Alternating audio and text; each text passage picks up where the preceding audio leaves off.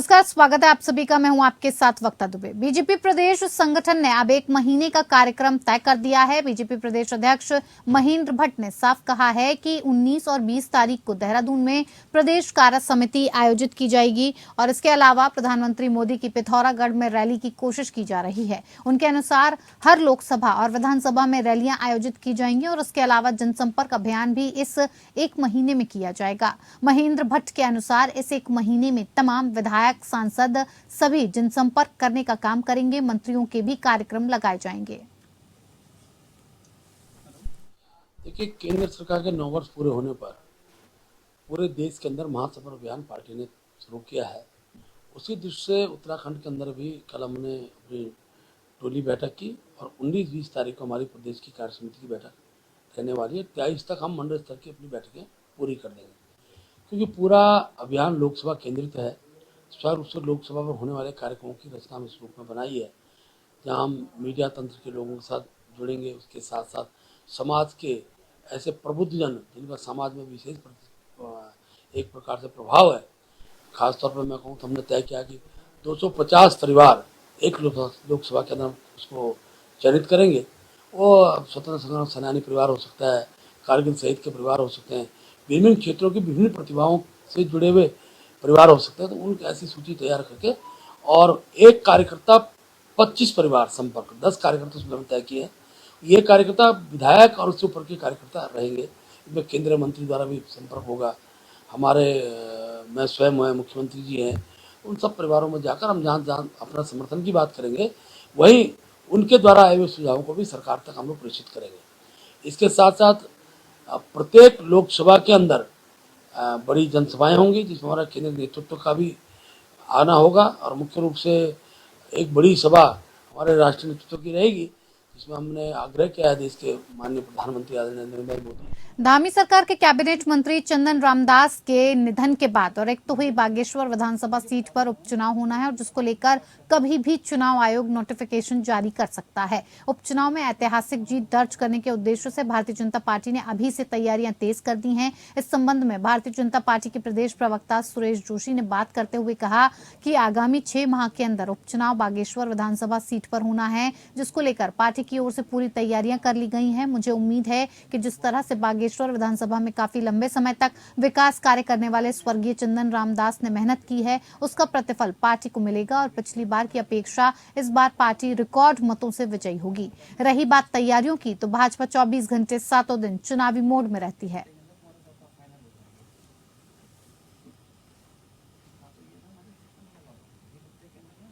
बीते 2017 और 2022 के विधानसभा चुनाव में कांग्रेस की करारी हार के बाद कांग्रेस एक बार फिर से अपनी पार्टी को मजबूत करने में जुटी हुई है। पार्टी के प्रदेश उपाध्यक्ष मथुरा दत्त जोशी ने कहा कि हमारी पार्टी लगातार अपने आप को मजबूत करने का काम कर रही है। वहीं पूर्व सीएम हरीश रावत के ट्वीट पर मथुरा दत्त जोशी ने बोलते हुए कहा कि हरीश रावत ने कांग्रेस से जुड़िए यात्रा निकालने की बात कही है और निश्चित तौर पर ये स्वागत योग्य है, क्योंकि हरीश रावत पार्टी के वरिष्ठतम नेताओं में से एक हैं और कांग्रेस का पूरा प्रयास होगा कि इस यात्रा में ज्यादा से ज्यादा संख्या में लोग कांग्रेस के साथ जुड़े। मथुरा दत्त जोशी ने यह भी कहा कि उधर पार्टी के प्रदेश अध्यक्ष करण माहरा लगातार पार्टी के कार्यकर्ताओं और पदाधिकारियों का मनोबल बढ़ाने में लगे हुए हैं और हमारा पूरा प्रयास है कि पार्टी एक बार फिर से संगठित रूप से खड़ी रहे।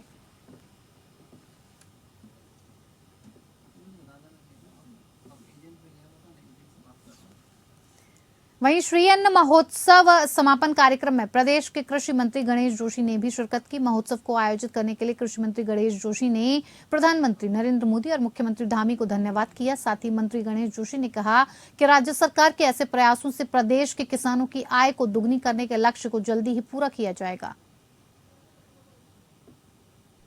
देखिए, सबसे पहले तो मैं देश के प्रधानमंत्री नरेंद्र मोदी जी का आभार व्यक्त करता हूं, जिनकी पहल पर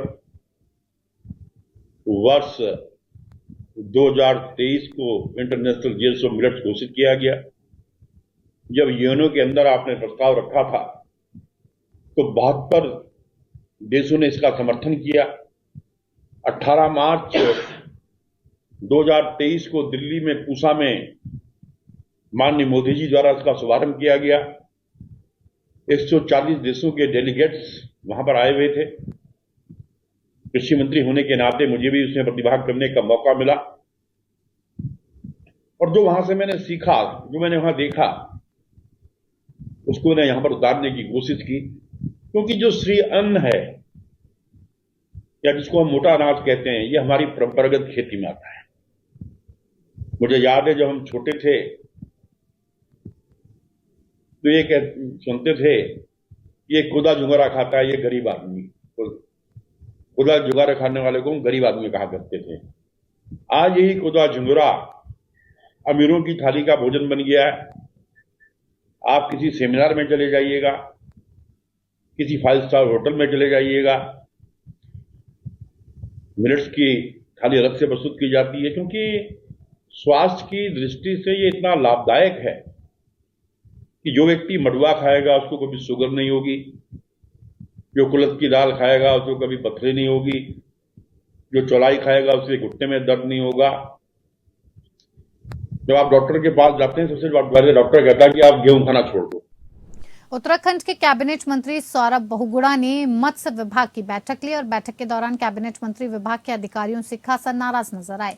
दरअसल बुधवार को उत्तराखंड राज्य मत्स्य पालक विकास अभिकरण की प्रबंध समिति के अध्यक्ष सौरभ बहुगुणा ने बैठक की और बैठक में न सिर्फ अधिकारी बिना तैयारी के पहुंचे, बल्कि 3 प्रमुख अधिकारियों में कोई तालमेल नजर नहीं आया और उसके चलते बैठक के दौरान प्रबंध समिति के अध्यक्ष सौरभ बहुगुणा ने अधिकारियों की क्लास लगा ली। सौरभ बहुगुणा ने बताया कि बैठक में अधिकारी बिना तैयारी के ही पहुंचे हुए थे, साथ ही अधिकारियों के बीच में तालमेल भी नहीं था और इसी को देखते हुए मैंने साफ तौर पर उन्हें निर्देशित किया है कि वो अपनी कार्यशैली को ठीक करें और पूरी तैयारी के साथ दूसरी बैठक में पहुंचे।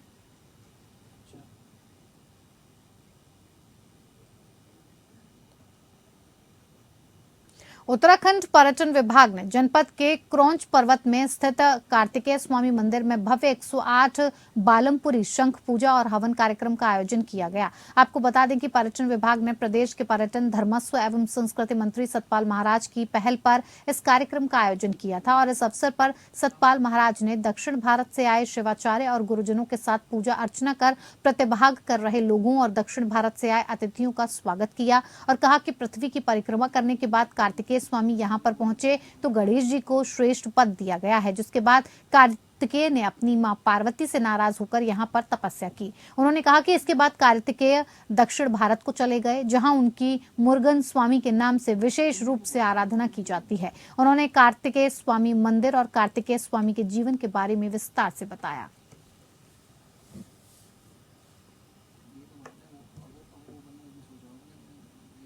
भारतीय किसान यूनियन अब महिला पहलवानों के समर्थन में उतरती हुई नजर आ रही है, क्योंकि हाल ही में दिल्ली के अंदर बीजेपी के सांसद ब्रजभूषण के खिलाफ महिला पहलवानों ने यौन शोषण का आरोप लगाया है और उन पर कोई कार्रवाई न होने से नाराज भारतीय किसान यूनियन के जिलाधिकारी कार्यालय पर पहुंचकर 1 दिवसीय धरना और अनशन किया। उन्होंने मांग उठाई कि जल्द से जल्द ब्रजभूषण की गिरफ्तारी की जाए और कड़ी से कड़ी कार्रवाई की जाए। वहीं भारतीय किसान यूनियन के राष्ट्रीय अध्यक्ष चौधरी लाल सिंह गुर्जर ने कहा कि यदि जल्द ही हमारी मांग पूरी नहीं होती है तो हम 21 मई के बाद अनिश्चितकालीन धरना देंगे और जरूरत पड़ी तो भूख हड़ताल भी करेंगे।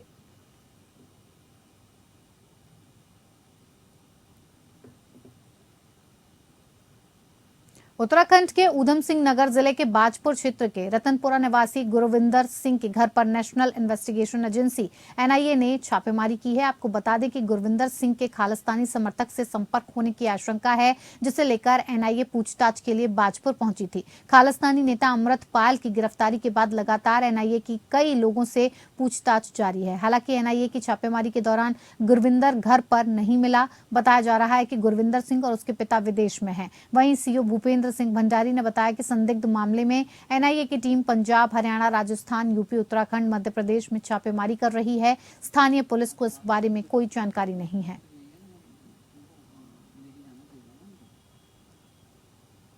उत्तराखंड शिक्षा विभाग ऐसे शिक्षकों को लेकर गंभीर हो चुका है जो आए दिन मीडिया और सोशल मीडिया पर बयानबाजी करते हुए नजर आते हैं और इसी को लेकर शिक्षा विभाग ने कुछ दिन पहले एक आदेश जारी किया है और जिसके तहत कोई भी शिक्षक सोशल मीडिया और मीडिया में बयानबाजी नहीं करेगा। इसके बावजूद एक शिक्षक संघ के नेता अंकित जोशी ने बयानबाजी कर दी और इसके बाद विभाग उनको लेकर सख्त हो गया और विभाग ने उनको नोटिस जारी कर दिया कि जब महानिदेशक शिक्षा बंशीधर तिवारी से पूछा गया कि आपने नोटिस जारी जारी कर दिया है। तो उन्होंने कहा कि हर किसी को समझाना होगा कि कर्मचारी आचरण नियमावली में एक पतली सी रेखा होती है और उस रेखा को पार नहीं करना चाहिए।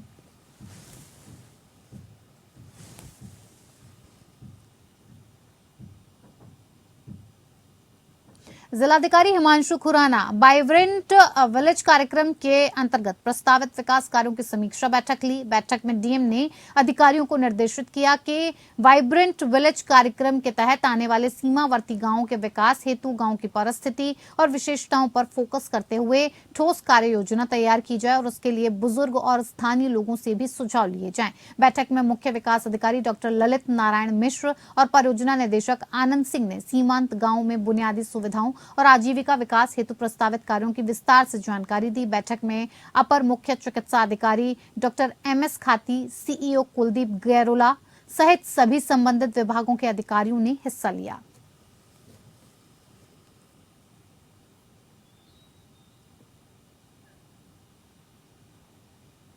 पौड़ी में बीती रोज आयोजित तहसील दिवस के मौके पर जिलाधिकारी और सीडीओ मौजूद नहीं रहे। यहां तक कि उप जिलाधिकारी स्वयं भी तहसील दिवस पर उपस्थित नहीं रहे। इस कारण कई फरियादियों को अपनी शिकायतों को लेकर वापस लौटना पड़ा। सामाजिक कार्यकर्ता जगमोहन डांगी ने कहा कि तहसील निर्गत होने वाले विभिन्न प्रमाण पत्रों को लेकर ग्रामीणों की परेशानियों का सामना करना पड़ रहा है। सेवा के अधिकार अधिनियम के तहत प्रमाण पत्रों का निर्गत करने के लिए अधिकतम 15 दिन की समय सीमा तय की गई है, लेकिन अधिकारियों की ओर से लंबे समय तक प्रमाण पत्रों को लटकाया जा रहा है। ऐसे में लाभार्थी प्रमाण पत्रों से वंचित रह जा रहे हैं। तहसील दिवस पर इन शिकायतों पर भी कोई कार्रवाई नहीं हो पा रही है। वहीं एडीएमएल इलागिरी ने बताया कि तहसील दिवस पर G20 सम्मेलन के चलते जिलाधिकारी और सीडीओ एसडीएम उपस्थित नहीं हो पाए। उन्होंने बताया कि इस दौरान आने वाले सभी फरियादियों को सुना गया। तहसील दिवस पर आए कई शिकायतों को मौके पर ही निस्तारित कर दिया गया।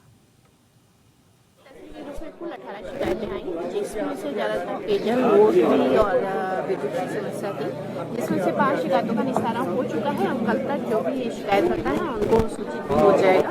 बाकी शिकायतों का निस्तारा में 1 हफ्ते के अंदर हो जाएगा, क्योंकि रोड की कई समस्याएं ऐसी आई थी जिसमें लगभग टेंडर हो चुके हैं। तो इस तरीके से हमें लगता है सारी ही शिकायतों का निस्तारा 1 हफ्ते के अंदर हो जाएगा।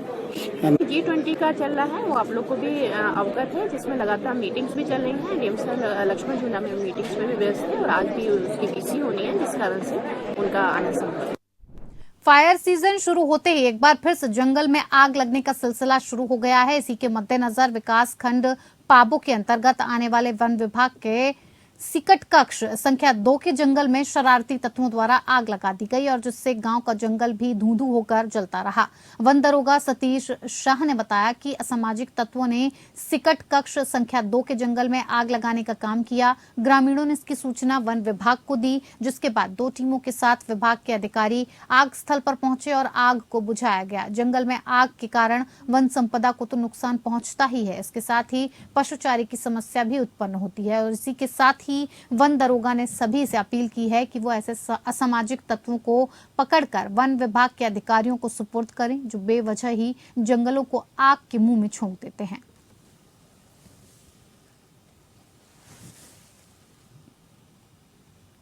रामनगर कोतवाली पुलिस ने नगर में फ्लैग मार्च निकालते हुए असामाजिक तत्वों और अराजक तत्वों को चेतावनी देते हुए नगर की शांति व्यवस्था से खिलवाड़ करने पर कड़ी कार्रवाई करने की बात कही है। कोतवाल अरुण कुमार सैनी ने जानकारी देते हुए बताया कि वर्तमान में प्रशासन अतिक्रमण हटाने को लेकर अभियान चलाया जा रहा है और इसी के क्रम में कई असामाजिक तत्वों की चेकिंग भी की गई। उन्होंने बताया कि नगर की शांति व्यवस्था से खिलवाड़ किसी को भी नहीं करने दिया जाएगा। यदि किसी के भी द्वारा शहर की शांति व्यवस्था भंग करने का प्रयास किया गया तो उसके खिलाफ कठोर कार्रवाई की जाएगी। उन्होंने जनता से भी पुलिस को सहयोग करने के साथ ही असामाजिक तत्वों की सूचना पुलिस को देने की अपील की है।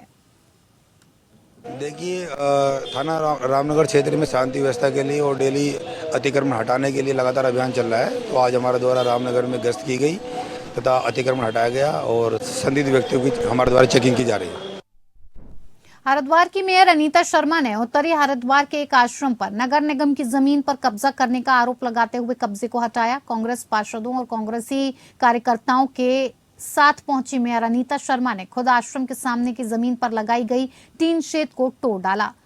मेयर का कहना है कि प्रदेश भर में सरकारी जमीनों से अतिक्रमण हटाने का अभियान चल रहा है, लेकिन नगर निगम के अधिकारियों के संरक्षण के चलते कुछ लोग निगम की भूमि पर अवैध कब्जा कर रहे हैं। उन्होंने ये भी कहा कि नगर निगम की जमीन पर जहां भी कब्जा होगा उसे हटाया जाएगा।